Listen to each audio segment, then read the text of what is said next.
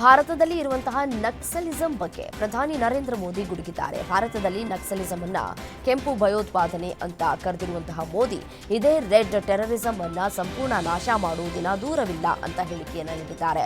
ಮಾವೋವಾದಿ ಉಗ್ರವಾದವು ಭಾರತದ ಯುವಕರಿಗೆ ಮಾಡಿದ ಅನ್ಯಾಯ, ಅದನ್ನ ಸಂಪೂರ್ಣವಾಗಿ ತೊಡೆದು ಹಾಕುವುದೇ ತಮ್ಮ ಸರ್ಕಾರದ ದೃಢ ಸಂಕಲ್ಪ.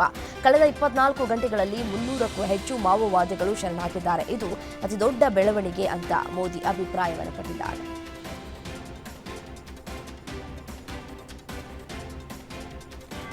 ಭಾರತದಲ್ಲಿರುವ ನಕ್ಸಲಿಸಂ ಸಂಪೂರ್ಣ ನಾಶ ಮಾಡ್ತೇವೆ ಅಂತ ಈ ಹಿಂದೆ ದೇಶದ ಗೃಹ ಮಂತ್ರಿ ಅಮಿತ್ ಶಾ ಹೇಳ್ತಾ ಇದ್ರು. ಇದೀಗ ಪ್ರಧಾನಿ ನರೇಂದ್ರ ಮೋದಿ ಕೂಡ ನಕ್ಸಲಿಸಂ ಬಗ್ಗೆ ಗುಡುಗಿದ್ದಾರೆ. ಪ್ರಧಾನಿ ಮೋದಿ ನಕ್ಸಲಿಸಂ ಅನ್ನ ಕೆಂಪು ಭಯೋತ್ಪಾದನೆ ಅಂತ ಕರೆದಿದ್ದಾರೆ. ಈ ಕೆಂಪು ಭಯೋತ್ಪಾದನೆಯನ್ನ ನಾಶ ಮಾಡುವ ದಿನ ದೂರವಿಲ್ಲ. ನಕ್ಸಲಿಸಂ ದೇಶದ ವಿರುದ್ಧದ ಪಾಪ ಅಂತ ಹೇಳಿದ್ದಾರೆ. ಮಾವೋವಾದಿ ಉಗ್ರವಾದವು ಭಾರತದ ಯುವಕರಿಗೆ ಮಾಡಿದ ಅನ್ಯಾಯ, ಅದನ್ನ ಸಂಪೂರ್ಣವಾಗಿ ತೊಡೆದು ಹಾಕುವುದೇ ತಮ್ಮ ಸರ್ಕಾರದ ದೃಢ ಸಂಕಲ್ಪ ಅಂತ ಹೇಳಿದ್ದಾರೆ. ಪಾಕ್ ಸೇನಾ ಮುಖ್ಯಸ್ಥ ಮಾತಿಗೆ ರಕ್ಷಣಾ ಸಚಿವ ರಾಜನಾಥ್ ಸಿಂಗ್ ಪಾಕಿಸ್ತಾನಕ್ಕೆ ಮಾತಿನಲ್ಲೇ ನೋಡಿಕೊಳ್ಳುವ ಹಾಗೆ ಚಾಟಿಯನ್ನ ಬೀಸಿದ್ದಾರೆ.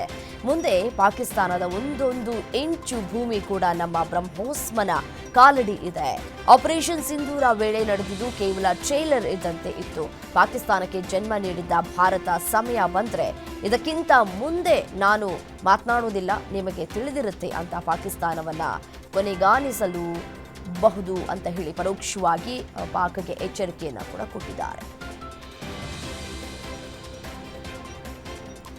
ಇತ್ತೀಚೆಗಿನ ಜಿಎಸ್ಟಿ ದರ ಕಡಿತದಿಂದಾಗಿ ಎಲೆಕ್ಟ್ರಾನಿಕ್ಸ್, ಆಟೋಮೊಬೈಲ್ ಸೇರಿದಂತೆ ಪ್ರಮುಖ ವಲಯಗಳಲ್ಲಿ ದಾಖಲೆಯ ಮಾರಾಟ ಕಂಡುಬಂದಿದ್ದು ಜನಸಾಮಾನ್ಯರಿಗೆ ಇದರ ಪ್ರಯೋಜನಗಳು ತಲುಪುತ್ತಿವೆ ಅಂತ ಕೇಂದ್ರ ವಿತ್ತ ಸಚಿವೆ ನಿರ್ಮಲಾ ಸೀತಾರಾಮನ್ ತಿಳಿಸಿದ್ದಾರೆ. ನವದೆಹಲಿಯಲ್ಲಿ ಕೇಂದ್ರ ಸಚಿವರಾದ ಪಿಯೂಷ್ ಗೋಯಲ್ ಮತ್ತು ಅಶ್ವಿನಿ ವೈಷ್ಣವ್ ಅವರೊಂದಿಗೆ ಪತ್ರಿಕಾಗೋಷ್ಠಿ ನಡೆಸಿದ ಅವರು ಜಿಎಸ್ಟಿ ದರ ಕಡಿತದ ಪ್ರಯೋಜನಗಳು ಜನಸಾಮಾನ್ಯರಿಗೆ ತಲುಪುತ್ತಿವೆ ಮತ್ತು ಕೆಲ ವಸ್ತುಗಳ ಬೆಲೆ ನಿರೀಕ್ಷೆಗಿಂತ ಕಡಿಮೆ ಆಗಿವೆ ಅಂತ ಹೇಳಿದ್ದಾರೆ.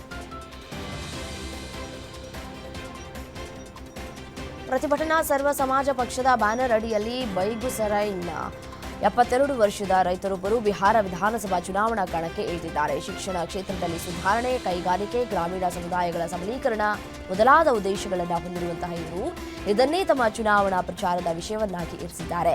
ಚೆರಿಯಾ ಬರಿಯಾರ್ಪುರ್ ಕ್ಷೇತ್ರದಿಂದ ಸ್ಪರ್ಧಿಸಲಿರುವ ಬಾರಾಖೋಡಾ ಬಂದ್ಪುರ ಗ್ರಾಮದ ನಿವಾಸಿ ರಾಮ್ ಸ್ವಾರ್ಥ ಪ್ರಸಾದ್ ಅವರು ಬಿಹಾರ ವಿಧಾನಸಭಾ ಚುನಾವಣೆಗೆ ನಾಮಪತ್ರವನ್ನು ಸಲ್ಲಿಸಿದ್ದಾರೆ. ಸಂಸತ್ ಸಮೀಪವಿರುವ ಸಂಸದರ ವಸತಿ ಗೃಹದಲ್ಲಿ ಬೆಂಕಿ ಕಾಣಿಸಿಕೊಂಡಿದೆ. ದೆಹಲಿಯ ಬಿಡಿ ಮಾರ್ಗದಲ್ಲಿರುವ ಬಹುಮಹಡಿ ಕಟ್ಟಡ ಬ್ರಹ್ಮಪುತ್ರ ಅಪಾರ್ಟ್ಮೆಂಟ್ನಲ್ಲಿ ಭಾರೀ ಬೆಂಕಿ ಅವಘಡ ಸಂಭವಿಸಿದೆ. ಸಂಕೀರ್ಣದ ಮೇಲಿನ ಮಹಡಿಗಳ ಒಂದರಲ್ಲಿ ಬೆಂಕಿ ಕಾಣಿಸಿಕೊಂಡಿದ್ದು ನಿವಾಸಿಗಳಲ್ಲಿ ಭೀತಿಯ ವಾತಾವರಣ ಮೂಡಿದೆ. ಸಂಸತ್ತಿನಿಂದ ಕೇವಲ 200 ಮೀಟರ್ ದೂರದಲ್ಲಿರುವ ಬ್ರಹ್ಮಪುತ್ರ ಅಪಾರ್ಟ್ಮೆಂಟ್ ಸಂಸತ್ ಸದಸ್ಯರಿಗೆ ಹಂಚಿಕೆಯಾದ ಅಧಿಕೃತ ನಿವಾಸಗಳಲ್ಲಿ ಒಂದಾಗಿದೆ. 6 ಅಗ್ನಿಶಾಮಕ ಸಿಬ್ಬಂದಿಗಳಿಂದ ರಕ್ಷಣಾ ಕಾರ್ಯ ನಡೆದಿದ್ದು ಬೆಂಕಿ ಅವಘಡಕ್ಕೆ ಕಾರಣ ಏನು ಅನ್ನೋದು ಇನ್ನೂ ಕೂಡ ತಿಳಿದು ಬಂದಿಲ್ಲ.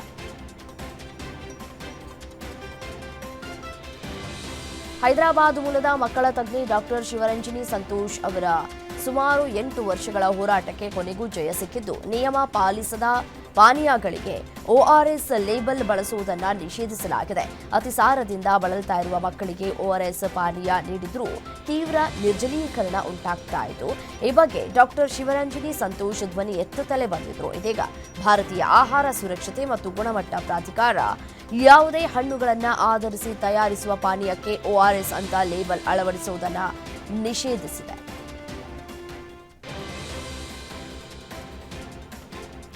ಚಲಿಸುತ್ತಿರುವಂತಹ ಲೋಕಲ್ ರೈಲಿನ ಬಾಗಿಲಿನಲ್ಲಿ ನಿಂತುಕೊಂಡಂತಹ ವೃದ್ಧೆಯೊಬ್ಬರು ಪಕ್ಕದ ಹಳಿಯಲ್ಲಿ ಸಂಚರಿಸ್ತಾ ಇದ್ದಂತಹ ರೈಲಿಗೆ ದೊಡ್ಡ ಕಲ್ಲನ್ನು ಎಸೆದಿದ್ದಾರೆ. ಸಾಮಾಜಿಕ ಮಾಧ್ಯಮಗಳಲ್ಲಿ ಭಾರೀ ವೈರಲ್ ಆಗಿರುವಂತಹ ಈ ಒಂದು ವಿಡಿಯೋ ಆಘಾತ ಮತ್ತು ಗೊಂದಲವನ್ನು ಉಂಟು ಮಾಡಿದೆ. ಆಕೆ ತನಗೆ ಸಿಕ್ಕ ಅತಿದೊಡ್ಡ ಕಲ್ಲನ್ನು ಹಿಡಿದು ಲೋಕೋಮೋಟಿವ್ ಚಾಲಕನ ಕ್ಯಾಬಿನ್ ಮೇಲೆ ಎಸೆದಿದ್ದಾಳೆ. ಆಕೆ ಆ ರೀತಿ ಕಲ್ಲೆಸೆಯುವುದಕ್ಕೆ ಕಾರಣ ಏನಿರಬಹುದು ಅನ್ನುವುದನ್ನು ನೆಟ್ಟಿಗರು ಪ್ರಶ್ನೆ ಮಾಡ್ತಾ ಇದ್ದಾರೆ. ಭಾರತೀಯ ರೈಲ್ವೆಯಲ್ಲಿ ಟಿಕೆಟ್ ಇಲ್ಲದೆ ಪ್ರಯಾಣಿಸುವುದು ಕಾನೂನು ಬಾಹಿರ. ಟಿಕೆಟ್ ಇಲ್ಲದೆ ರೈಲಿನಲ್ಲಿ ಪ್ರಯಾಣಿಸಿದ ವೇಳೆ ಶಿಕ್ಷಕಿಯೊಬ್ಬರು ಸಿಕ್ಕಿಬಿದ್ದ ಘಟನೆ ಡೂನ್ ಎಕ್ಸ್‌ಪ್ರೆಸ್‌ನಲ್ಲಿ ನಡೆದಿದೆ. ಆ ವ್ಯಕ್ತಿ ತನ್ನ ಮೇಲೆ ದೌರ್ಜನ್ಯ ಎಸಗಿದ್ದಾರೆ ಅಂತ ಮಹಿಳೆ ಆರೋಪಿಸಿದ್ರೆ, ಗಲಾಟೆಯ ಸಮಯದಲ್ಲಿ ಆಕೆ ತನಗೆ ಬಿಸಿ ಚಹಾ ಸುರಿದು ಹಲ್ಲೆ ನಡೆಸಿದ್ದಾಳೆ ಅಂತ ರೈಲ್ವೆ ಟಿಟಿಇ ಆರೋಪಿಸಿದ್ದಾರೆ. ಮಹಿಳೆಯ ಈ ವಿಡಿಯೋ ಸಾಮಾಜಿಕ ಮಾಧ್ಯಮದಲ್ಲಿ ವೈರಲ್ ಆಗಿದೆ. ಹೈಕೋರ್ಟ್ ನ್ಯಾಯಾಧೀಶರು ಮತ್ತು ವಕೀಲರ ನಡುವೆ ತೀವ್ರ ಮಾತಿನ ಚಕಮಕಿ ನಡೆದಿದ್ದು, ವಕೀಲರ ವಿರುದ್ಧ ಕ್ರಿಮಿನಲ್ ನ್ಯಾಯಾಂಗ ನಿಂದನೆ ಪ್ರಕರಣ ದಾಖಲಾಗಿದೆ. ಜಾರ್ಖಂಡ್ ಹೈಕೋರ್ಟ್ನಲ್ಲಿ ಈ ಘಟನೆ ನಡೆದಿದೆ. ಇದರ ವಿಡಿಯೋ ಸಾಮಾಜಿಕ ಮಾಧ್ಯಮದಲ್ಲಿ ವೈರಲ್ ಆಗಿದೆ. ವಕೀಲ ಮಹೇಶ್ ತಿವಾರಿ ಮತ್ತು ನ್ಯಾಯಮೂರ್ತಿ ರಾಜೇಶ್ ಕುಮಾರ್ ನಡುವೆ ತೀವ್ರ ವಾಗ್ವಾದ ನಡೆದಾಗ ವಿಚಾರಣೆಯನ್ನ ನೇರ ಪ್ರಸಾರ ಮಾಡಲಾಯಿತು. ಐಆರ್ಸಿಟಿಸಿ ನೌಕರರ ಎರಡು ಗುಂಪುಗಳ ನಡುವೆ ಮಾತಿನ ಚಕಮಕಿಯಾಗಿ ಪ್ರಾರಂಭವಾಗಿ ನಂತರ ಗುಂಪುಗಳ ನಡುವೆ ಪರಸ್ಪರ ಜಗಳವಾಗಿರುವ ಘಟನೆ ದೆಹಲಿ ರೈಲ್ವೆ ನಿಲ್ದಾಣದಲ್ಲಿ ನಡೆದಿದೆ. ರೈಲು ಸಿಬ್ಬಂದಿಗಳು ಪ್ರಯಾಣಿಕರ ಮುಂದೆಯೇ ಪರಸ್ಪರ ಹೊಡೆದಾಡಿಕೊಂಡಿದ್ದಾರೆ. ಹೊಡೆತಗಳ ಸುರಿಮಳೆ ಘಟನೆಯ ವಿಡಿಯೋ ಏನಿದೆ ಅದು ಸಾಮಾಜಿಕ ಮಾಧ್ಯಮದಲ್ಲಿ ವೈರಲ್ ಆಗಿದೆ. ಪಂಜಾಬ್ನ ಸಿರ್ಹಿಂದ್ ರೈಲ್ವೆ ಸ್ಟೇಷನ್ನಲ್ಲಿ ಅಗ್ನಿ ಅನಾಹುತ ಸಂಭವಿಸಿದೆ. ಸಿರ್ಹಿಂದ್ ರೈಲು ನಿಲ್ದಾಣದ ಬಳಿ ಅಮೃತಸರ ಮತ್ತು ಸರ್ಹರ್ಸಾ ಗರೀಬ್ ರಥ ಎಕ್ಸ್‌ಪ್ರೆಸ್‌ನ ಒಂದು ಬೋಗಿಯಲ್ಲಿ ಬೆಂಕಿ ಕಾಣಿಸಿಕೊಂಡಿದೆ. ಈ ಘಟನೆಯಲ್ಲಿ ಓರ್ವ ವ್ಯಕ್ತಿಗೆ ಸಣ್ಣಪುಟ್ಟ ಗಾಯಗಳಾಗಿದ್ದು, ಇದಕ್ಕೆ ಕಾರಣ ಏನು ಅನ್ನೋದು ಇನ್ನೂ ಕೂಡ ತಿಳಿದು ಬಂದಿಲ್ಲ. ಅಗ್ನಿ ಆವರಿಸಿದ್ದ ರೈಲಿನಿಂದ ಇಳಿಯುವಾಗ ಹಲವು ಪ್ರಯಾಣಿಕರು ಗಾಯಗೊಂಡಿದ್ದಾರೆ. ಬೆಂಕಿ ನಂದಿಸುವಲ್ಲಿ ಅಗ್ನಿಶಾಮಕ ಇಲಾಖೆ ಯಶಸ್ವಿಯಾಗಿದ್ದು, ಅದೃಷ್ಟವಶಾತ್ ಯಾವುದೇ ಪ್ರಾಣಾಪಾಯ ಸಂಭವಿಸಿಲ್ಲ.